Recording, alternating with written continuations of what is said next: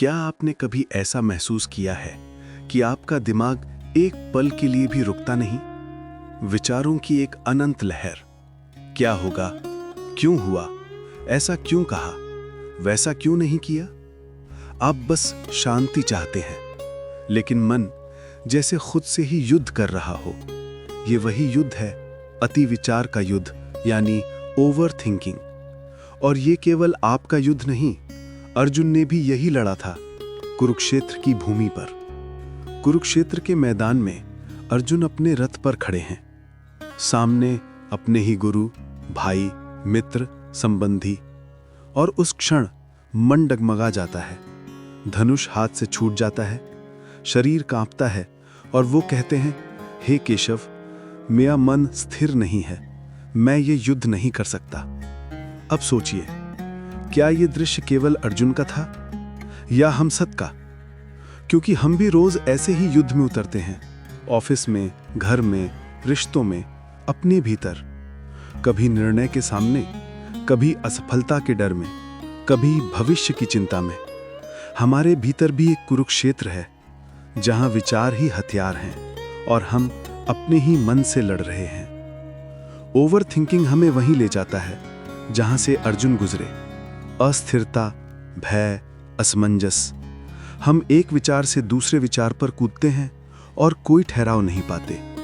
विचार ऐसे जैसे अनगिनत तीर जो खुद हमें घायल कर देते हैं। लेकिन भगवान कृष्ण ने अर्जुन को मन का नियंत्रण सिखाया। उन्होंने कहा, मन को जीतना ही सबसे बड़ी विजय है, क्योंकि जब मन शांत होता है तभी जीवन स्पष्ट दिखाई देता है। कृष्ण ने अर्जुन से कहा, तुम्हारा अधिकार केवल कर्म करने में है, फल में नहीं। ये एक वाक्य, पर इसके भीतर ओवर थिंकिंग का सबसे गहरा इलाज छिपा है। हमारा मन हमेशा परिणाम में अटका रहता है।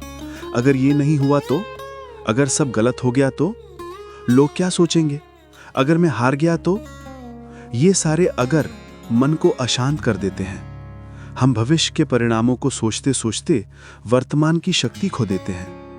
पर कृष्ण कहते हैं, बस कर्म करो, क्योंकि परिणाम का नियंत्रण तुम्हारे हाथ में नहीं। जब ध्यान कर्म पर होता है तो विचार स्थिर होते हैं। जब ध्यान फल पर होता है तो मन डगमगाने लगता है। अर्जुन जब तक सोचते रहे कौन मरेगा कौन बचेगा, उनका मन भटका। पर जब उन्होंने ठान लिया कि मैं अपना कर्तव्य निभाऊंगा, तो उसी क्षण उनका मन शांत हुआ। सोचिए, अगर हम भी ऐसा करें, काम करें क्योंकि वो सही है, ना कि इसलिए कि कौन सराहेगा। फिर चाहे ऑफिस का टारगेट हो, किसी रिश्ते का निर्णय हो या भविष्य की चिंता, जब हम कर्म पर ध्यान देते हैं तो मन धीरे धीरे मौन हो जाता है। फिर कृष्ण ने अर्जुन को बताया कि जो मरता है वो शरीर है, आत्मा नहीं। आत्मा ना जन्म लेती है ना मरती है। ये सुनकर अर्जुन की आंखें खुली, क्योंकि उन्होंने समझा, जो चीज स्थायी नहीं उस पर विचार करके व्यर्थ ऊर्जा खर्च करना मूर्खता है। हम भी यही गलती करते हैं, किसी की राय पर, किसी के शब्दों पर, किसी के बर्ताव पर घंटों, दिनों, कभी कभी महीनों तक सोचते रहते हैं।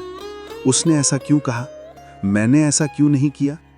पर अगर देखें, ये सब क्षणभंगुर है। वो व्यक्ति, वो स्थिति, वो शब्द सब समय के साथ मिट जाते हैं। गीता हमें यही सिखाती है, जो अस्थायी है उसे पकड़कर मत बैठो। वास्तविक मैं वो आत्मा है जो इन सब विचारों से परे है। जब ये समझ आती है तब विचारों का शोर कम होता है, क्योंकि तुम जानते हो कि मैं अपने विचार नहीं हूं। ये एक बहुत बड़ी जागरूकता है। कृष्ण ने आगे कहा कि मन चंचल और बलवान है, पर अभ्यास और वैराग्य से उसे वश में किया जा सकता है। ये पंक्ति ओवर थिंकिंग का दूसरा इलाज है। मन को वश में करना आसान नहीं। कभी कभी लगता है जितना रोकना चाहो उतना भागता है। पर कृष्ण ने कहा, अभ्यास और वैराग्य, यानी रोज रोज उसे साधने की कोशिश करना और परिणामों से अलग रहना। अगर रोज कुछ पल मौन में बैठो और बस देखो कि कौन सा विचार आता है, कौन सा चला जाता है, तो धीरे धीरे तुम खुद को विचारों से अलग देखना सीख जाते हो। वो अभ्यास, वही ध्यान, वही संयम धीरे धीरे ओवर थिंकिंग को शांत करता है। और फिर आता है वैराग्य। विचारों से दूरी। जब हम हर विचार को पकड़ना छोड़ देते हैं कि ये अच्छा विचार है, इसे रखो, ये बुरा विचार है, इसे हटाओ, तो मन स्वतः शांत हो जाता है, क्योंकि उसे पता चल जाता है कि उसे हर चीज पर प्रतिक्रिया नहीं देनी। कृष्ण ने अर्जुन को एक और रहस्य बताया कि सफलता और असफलता, लाभ और हानि, सुख और दुख, इन सब में संभाव रखो। यही है समत्व, यानी संतुलन। ओवर थिंकिंग इसलिए बढ़ता है क्योंकि हम हर चीज को अच्छा या बुरा ठहराते हैं। हम कहते हैं अगर ये मिला तो अच्छा, नहीं मिला तो बुरा। पर अगर हम हर परिणाम को एक अनुभव की तरह देखें तो मन का बोझ हल्का हो जाता है। सोचिए, अगर किसी दिन ऑफिस में कोई आपको डांट देता है तो आप 2 दिन तक उसके शब्दों को मन में दोहराते रहते हैं। लेकिन अगर उसी क्षण आप सोचें कि ये अनुभव मुझे कुछ सिखा रहा है, तो वो डांट भी मन पर असर नहीं करेगी। यही है समत्व, यानी हर परिस्थिति को समान भाव से देखना। कृष्ण अर्जुन से कहते हैं कि जो समभाव रखता है वो सच्चा योगी है, क्योंकि योग का अर्थ केवल आसन नहीं, बल्कि मन को संतुलित रखना है। अब सोचिए, अगर हम जीवन के हर अनुभव को सीख समझकर स्वीकार कर लें तो ओवर थिंकिंग की कोई जरूरत ही नहीं बचेगी, क्योंकि जब स्वीकार होता है तब प्रतिरोध नहीं होता, और जब प्रतिरोध नहीं होता तो विचारों की लड़ाई भी नहीं होती। कृष्ण की एक और शिक्षा थी समर्पण। जब अर्जुन ने अंत में कहा कि अब मैं आपका शिष्य हूं, मुझे मार्ग दिखाइए, तो उसी क्षण उनका ओवर थिंकिंग समाप्त हो गया, क्योंकि उन्होंने नियंत्रण छोड़ दिया था। हमारे जीवन में भी यही होता है। जब तक हम सब कुछ खुद नियंत्रित करना चाहते हैं, तब तक मन में अशांति रहती है। पर जब हम स्वीकार कर लेते हैं कि कुछ चीजें हमारे नियंत्रण से बाहर हैं, तब मन अपने आप शांत होने लगता है।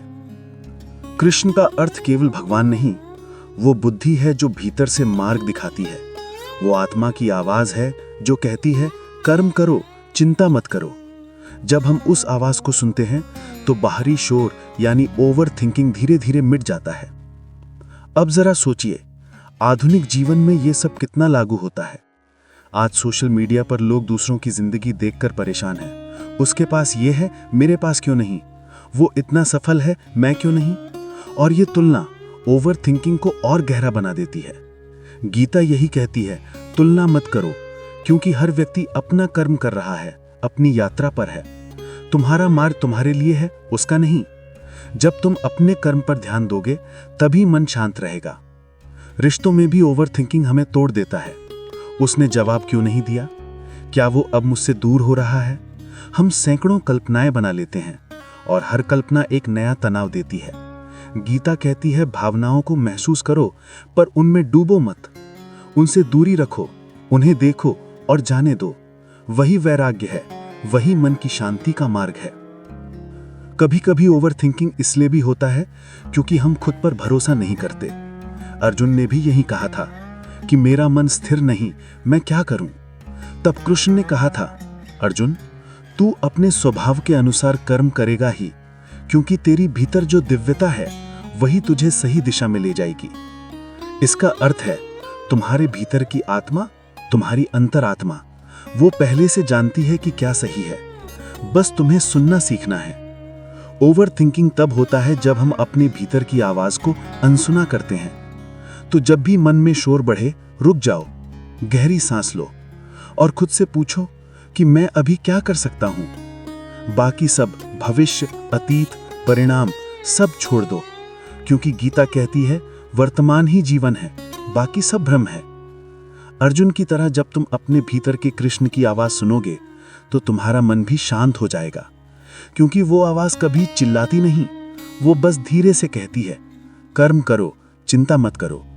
याद रखो, गीता केवल युद्ध की कहानी नहीं, ये मन को जीतने की कला है। हर व्यक्ति का कुरुक्षेत्र उसके भीतर है और हर व्यक्ति के भीतर उसका कृष्ण भी है। जब तुम उस कृष्ण को पहचान लोगे तो कोई विचार, कोई डर, कोई भ्रम तुम्हें हिला नहीं पाएगा।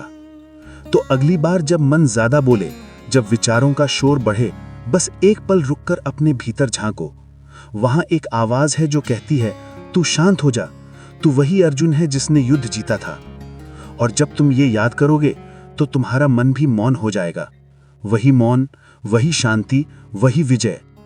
अगर इस कथा से तुम्हें थोड़ी भी शांति मिली हो तो इसे याद रखना, भगवद गीता सिर्फ एक ग्रंथ नहीं, ये मन का विज्ञान है। जो इसे समझ लेता है वो जीवन के हर युद्ध में विजयी होता है।